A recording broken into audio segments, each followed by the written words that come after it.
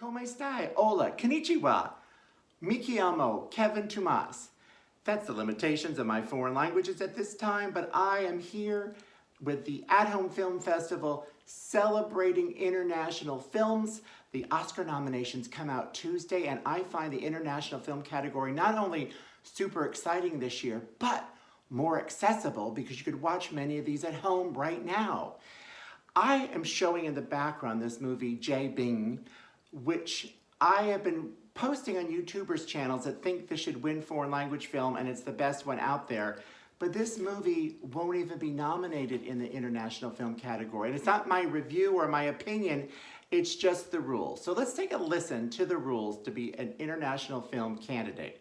First of all, of course, you mostly need to have the film spoken in the dialogue and the language of the country that it comes from. Then it has to play in that country for 1 week at theaters, with some little exceptions due to COVID. Then the film commission or committee from that country needs to submit it to the Academy, but they can only submit 1 movie per country. So if there's multiple great movies, they just can't get submitted. They have to be the one film from that country. And India did not submit this film for international film. They submitted a movie called Pebbles. And even though this is 100% on Rotten Tomatoes and is now taken over the highest reviewed movie on Internet Movie Database, surpassing Shawshank Redemption, this cannot be up for Best International Feature. But it did play in the US, so it does qualify for other categories at the Oscars. And so sometimes though, movies do play 1 week in their country, and they also play in the US, so then they qualify to be international film and Best Picture, Best Actor, Best whatever, like Parasite did. It won Best Picture and Best International Feature. But there's other times, like I think in the case of The Immigrants from the 70s, that movie, as well as Day for Night in the 70s, they were submitted for foreign film 1 year. I think they both won, but then the next year it played in the US, so then it was up for other Oscars like Best Picture, Best Writing, Best Supporting Actress, because they now qualify to be in the overall categories. Did I confuse you? I hope not. I really do.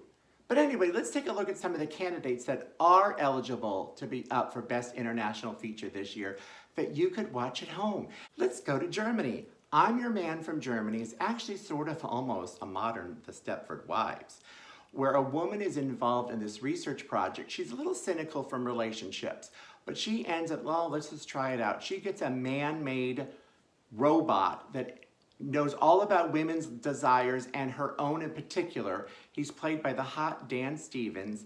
And this movie is really interesting and actually fun. One of my favorite things in this film, there's this great scene where he tells her 93% of women like roses in a bathtub with candles laying about. Well, she says she's one of the 7% that don't. Very interesting, fun movie. This is kind of bubbling under, which it may not get nominated, but you could still watch it on Hulu and have fun. Yes, let's do it. Oh my God, From Iran, available on Amazon, called A Hero.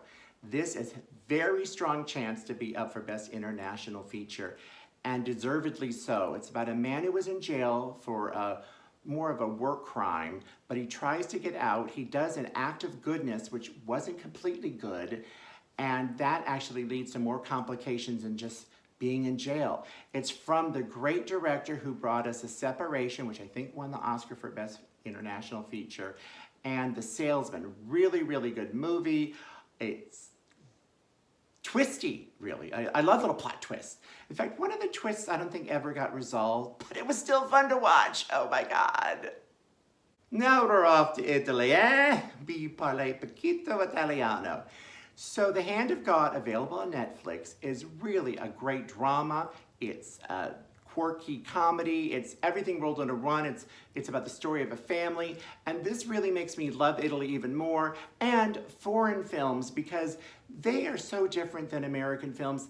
They allow the camera sometimes just to linger on scenes, which actually brings out nuances of the scenes and the actors. This movie is really just like life because it has its ups and downs. It's got comedy and tragedy and everything that we'd expect from our own lives. And it's a great one to watch on Netflix. It does seem to be one of the final 5 that will make the list. There are 15 films on the short list of Best International Feature, and this is one of them.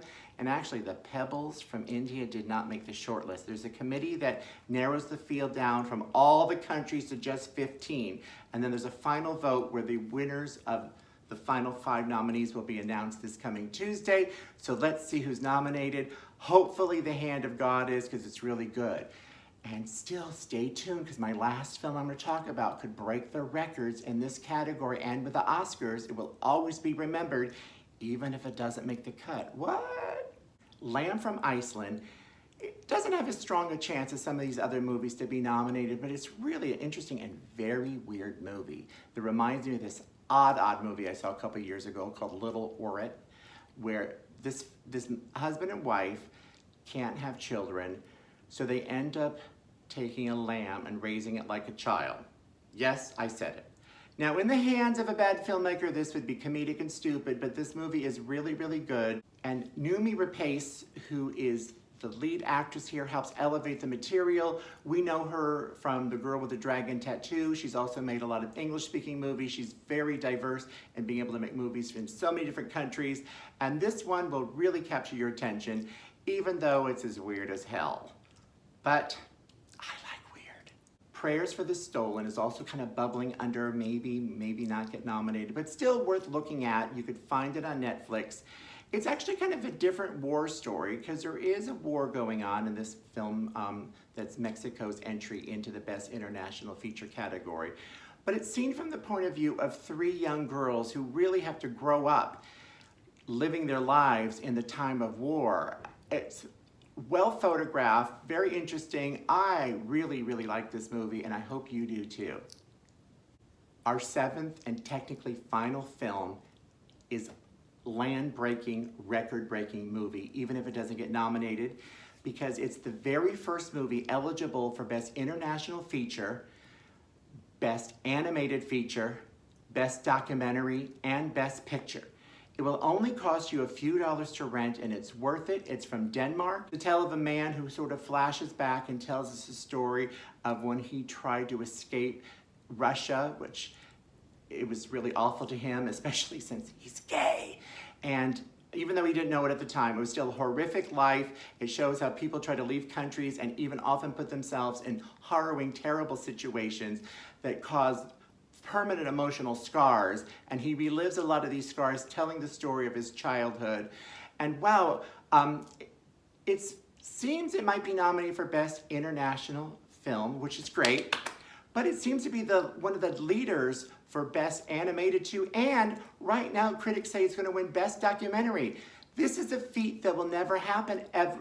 I mean, probably another 94 years for this to happen at the Oscars, so we should watch it now because it's really, really terrific. Yes, Flea, just a few dollars, and it's still at theaters. That's my show of the week. I didn't talk about movies you have to go to the theaters at right now. This is, after all, the At-Home Film Festival. I hear that Drive My Car is going to win the Best International category, and it might even be up for Best Director because it did play in the US.